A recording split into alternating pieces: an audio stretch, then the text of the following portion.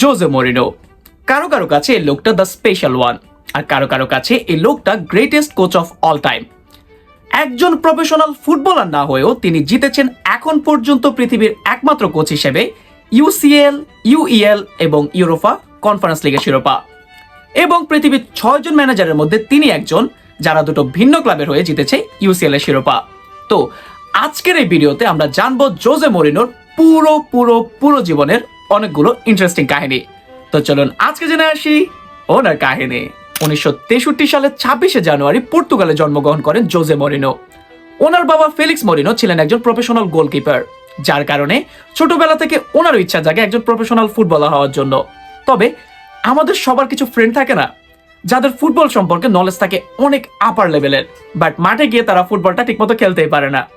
ঠিক একইভাবে সেম কাহিনী ঘটে জোজে মরিনোর সাথে।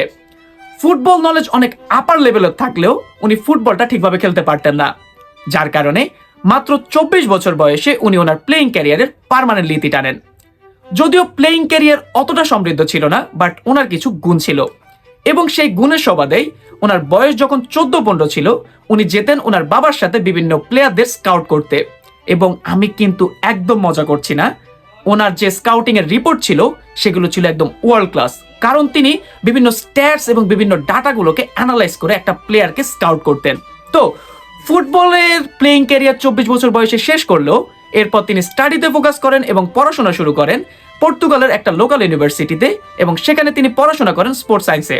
এবং মাঝখানে কিছু সময় উনি ফুটবল থেকে একটু ব্রেকে যান, বাট ওনার ফুটবলের সাথে সম্পর্কের আবার রিউনিয়ন ঘটে যখন 1992 সালে ববি রবসনের ট্রান্সলেটর হিসেবে ওনাকে নিয়োগ দেওয়া হয় পর্তুগালের ক্লাব পোর্টোতে।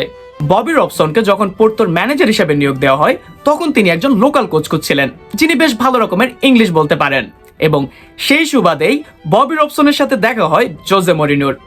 একজন ট্রান্সলেটর হিসেবে তিনি তার দায়িত্ব শুরু করলেও আস্তে আস্তে তিনি ববি রবসনের সাথে তার ট্যাকটিক্যাল নলেজ, ভিশন এবং ফুটবলের নলেজ শেয়ার করতে থাকেন, যার কারণে আস্তে আস্তে ববি রবসন জোজে মরিনোর উপর বেশ ভালো রকমের ইমপ্রেসড হন। এবং এতটাই ইমপ্রেসড হন যে যখন তিনি পোর্তো ছেড়ে বার্সেলোনাতে যোগ দিয়েছিলেন তিনি সাথে করে জোজে মরিনোকে সেখানে নিয়ে যান।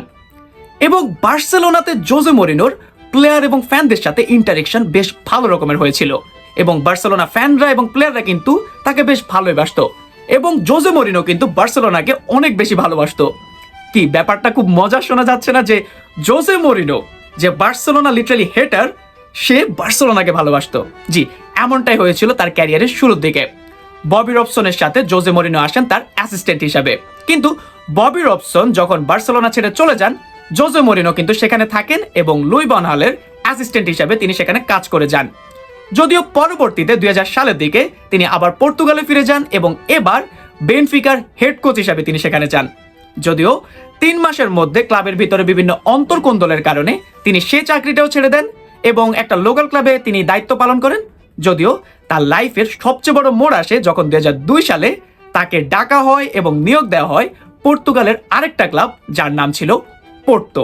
2002 সালে যখন জোজে মরিনো পোর্টোতে ফিরে আসেন এবং তাদের হেড কোচ হিসেবে নিয়োগপ্রাপ্ত হন তখন পোর্তো পর্তুগিজ লিগের 5 নম্বর পজিশনে ছিল, এবং ঠিক তখনই তিনি তার ফ্যানদের একটা প্রমিস করেন এবং বলেন যে নেক্সট ইয়ার আমরা পর্তুগিজ লিগের শিরোপা জিতব। এবং 2003 সালে মানে এর পরের বছর তিনি তার প্রমিসটা রাখেন এবং পোর্তোকে করেন পর্তুগিজ লিগের চ্যাম্পিয়ন। শুধু লিগ চ্যাম্পিয়ন নয়, বরং তাদেরকে তিনি করেন বর্তমানে যে ইউরোপা লিগ আছে সেটারও চ্যাম্পিয়ন। তো এখন পর্যন্ত সবকিছু ঠিকঠাক, তবে 2004 সালে তিনি করে বসেন একটা অবিশ্বাস্য কাহিনী। 2004 সালে ইউসিএল এর আগে যদি কাউকে বলা হতো যে এবার পোর্তো সেবারের চ্যাম্পিয়ন হবে, তখন আমার মনে হয় না যে কেউ খুব একটা মানত, বাট এই অসম্ভবকে সম্ভব করেছিলেন জোজে মরিনো। মাঝখানে বিশাল একটা কাহিনী হয়েছে যেটা সম্পর্কে যদি আপনারা ভিডিও চান আমি অবশ্যই ভিডিও দিব, মানে 2004 সালে পোর্তোর এই ইনক্রেডিবল জার্নির। বাট তিনি পোর্তোকে করে বসেন তাদের প্রথম ইউসিএল এর চ্যাম্পিয়ন, এবং এটার পর পুরো ফুটবল ওয়ার্ল্ড একদম মানে কি বলেন একদম সারপ্রাইজ হয়ে গিয়েছিল, এবং ফুটবল ওয়ার্ল্ডের অন্যতম একটা নাম হয়ে যান জোজে মরিনো। এবং এরপর ওনার ডাক আসে ইপিএল এর ক্লাব চেলসি থেকে। 2004 সালে ইউসিএল জেতার পরপরই উনি যোগ দেন চেলসিতে, এবং চেলসিতে জয়েনের পর ইংলিশ মিডিয়া ওনার উপর একটু ডাউট করা শুরু করে, কিন্তু তিনি সকল সমালোচনার জবাব দেন মাত্র একটা লাইনের মাধ্যমে। তিনি মিডিয়ার উদ্দেশ্যে বলেন যে I am the special one, এবং যার পর আজ পর্যন্ত ওনার নামের সাথে এই আইকনিক লাইন বা এই আইকনিক নামটা অ্যাড হয়ে আছে। তো চেলসিতে জয়েনের পর তখনকার সময় ছিল আর্সেনালের একটা আধিপত্য, কিন্তু চেলসিতে জয়েনের পরপরই তিনি এই জিনিসটাকে সম্পূর্ণ ঘুরিয়ে ফেলেন এবং তাদেরকে টানা 2বার ইপিএল এর চ্যাম্পিয়ন করে ফেলেন। এবং তখনকার সময় তো ওনার নাম ডাক অনেক হাই লেভেলের ছিল, অনেক বেশি ছিল। বাট এরপর ঘটে একটা কাহিনী। বার্সেলোনাতে তখনকার সময় কোচ ছিলেন ফ্র্যাঙ্ক রাইকার্ড, বাট তাকেও একটা সময় স্যাক করে দেওয়া হয় বা তাকে একটা চাকরিচ্যুত করা হয়। এবং বার্সেলোনা তখনকার সময় কে কোচ হবেন এই জিনিসটা নিয়ে অনেক বেশি কথাবার্তা হচ্ছিল এবং অনেকাংশে তো সবাই শিওরই ছিল যে বার্সেলোনার নেক্সট কোচ হবেন রাইকার্ডের পর জোজে মরিনো। তবে কোনো এক অজানা কারণে তার এই জিনিসটা হয়নি এবং তার বদল বার্সেলোনার কোচ হন পেপ গার্দিওলা, যার পর সবাই একটা ধারণা করে থাকে যে বার্সেলোনার প্রতি তার হেট্রেড একদম আপার লেভেলে চলে যায়। এবং এরপর তিনি যোগ দেন ইন্টার মিলানে এবং তাদের সাথে জিতেন হিস্টোরিক ট্রেবল। যদিও ইন্টার মিলানের চাকরি শেষ হওয়ার পর তিনি যোগ দেন রিয়াল মাদ্রিদে জোজে মরিনো যোগদানের পর পুরো ফুটবল ওয়ার্ল্ড উইটনেস করে একটা আইকনিক রাইভালরির।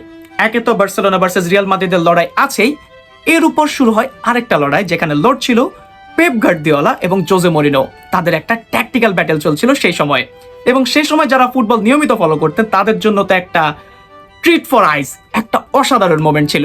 তো তাদের এই রাইভালরির শুরু কিভাবে চলছিল, কিভাবে শেষ হয়েছিল, কিভাবে চলছে, সবকিছু নিয়ে একটা ইন্টারেস্টিং স্টোরি আছে। যদি সেটা আপনারা জানতে চান আমি অবশ্যই জানাবো।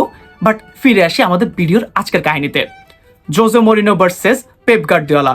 অনেকাংশ তো গুঞ্জন শোনা যাচ্ছিল যে তখন শোনা গিয়েছিল যে পেপ গার্দিওলাই হচ্ছেন রিজন যার কারণে জোজে মরিনো বার্সেলোনার দায়িত্ব নিতে পারেননি, যার কারণে পেপ গার্দিওলার উপর ক্ষুব্ধ থাকা স্বাভাবিক। এবং সেই জিনিসটা মাঠের মধ্যে কিন্তু প্রতিফলিত হতো এবং একজন একজনকে যে পার্সোনালি দেখতে পারতেন না সেটাও সবাই জানতো।